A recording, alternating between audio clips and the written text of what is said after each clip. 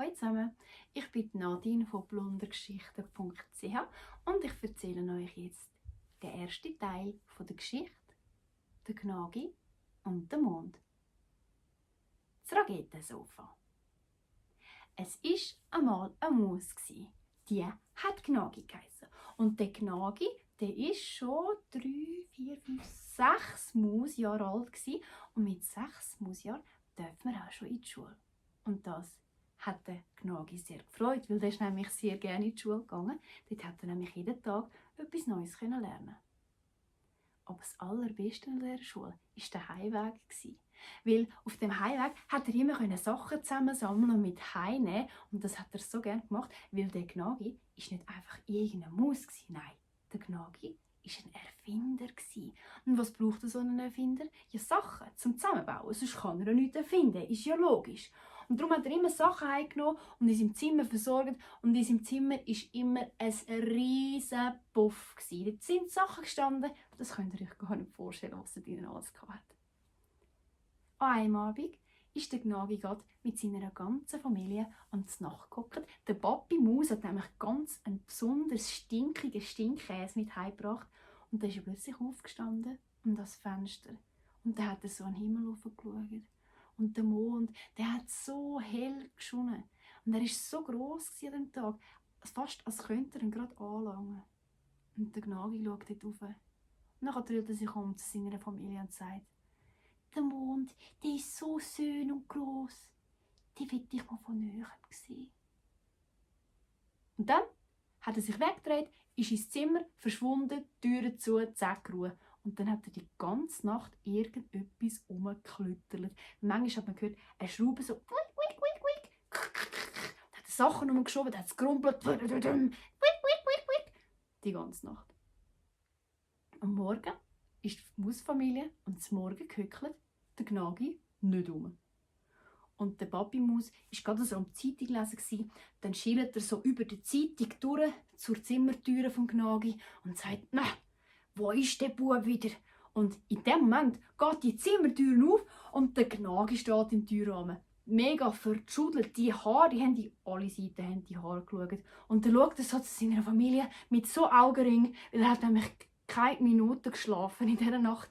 Und dann sagt er: «Liebe Familie, ich bin fertig, ich fliege auf den Mond. Ich habe es geschafft.» Dreht er sich um, liegt ins Bett und schläft den ganzen Tag. Seine Eltern haben sich nur angeschaut, aber die haben ihren kleinen Gnagi ja schon gekannt und die haben gewusst, dass er manchmal einfach ein bisschen kurlige Ideen hat. Aber sie haben ihn so sein lassen, wie er halt ist. Und sie haben ihn auch sehr gerne gehabt, so. Weil Sonntag war, haben sie ihn dann den ganzen Tag schlafen lassen. Und als er dann wirklich richtig genug geschlafen hat, ist er dann von selber aufgestanden. Er ist wieder zu seiner Familie gegangen und hat gesagt: «Kommt schauen, ich will schauen, was ich mir bauen habe. Kommt schauen. Es ist jetzt ganz wichtig. Ich fliege nämlich zum Mond.» Und dann hat er sich umgedreht und die Mami und der Papi sind schon ganz verwundert aufgestanden und sind ihm hinten nachgetabelt. Und dann stehen sie so im Türrahmen und schauen am Gnagi über die Schulter. Und dann ist doch in seinem Zimmer ein grosses rotes Sofa gestanden. Wirklich richtig grosses Sofa mit 3 Sitzen. Aber es war nicht einfach ein normales Sofa. Nein, erstens mal ist das gestanden vor Dreck. Wer weiß, wenn er das wieder aufgelesen hat, da sind, glaube ich, sogar noch Käferchen zwischendurch geklebt. Und dann war es kaputt und die Wolle hat rausgeschaut und irgendwo hat es noch so die Schraubendinger, die in den Böden sind, haben rausgeschaut. Also Katastrophe, das Sofa. Aber das Wunderigste an dem Sofa war, das war ausgebaut mit einem Auspuff, der hinten rausgeschaut hat.